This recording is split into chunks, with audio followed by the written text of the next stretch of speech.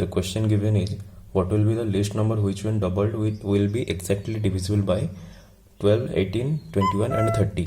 Okay, तो आमर question रे ऑप्शन कौन देछि ना 196 देन 1260 2520 630.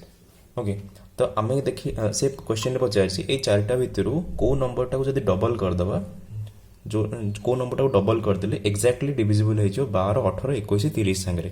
तो 12, 18, 21, 30 सांगे जो डिविजिबल हो एलसीएम सांगे भी डिविजिबल हम. तो आम देखा तार एलसीएम केते हो 12, 18, 21 एंड 30. मुझे ट्रेडिशनल मेथड रे एलसीएम बाहर करी. देख 6 × 12, 6 × 18, 21, 6 × 5 30.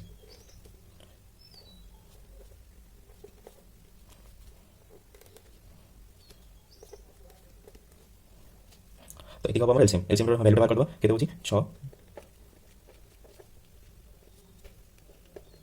ओके, तो हमारा 1260 है एलसीएम. तो हमारा क्वेश्चन रे अच्छी कौन ना ये कौ नंबर टाक जदि आम डबल करदे तो 1260 ही हम.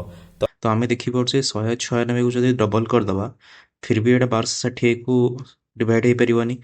जदि आम देखिए लास्ट ऑप्शन 630, 630 डबल करदे तार तो केते होची ना 1260 जोटा कि कम्प्लीटली डिविजिबल हो जाउची 1260 द्वारा.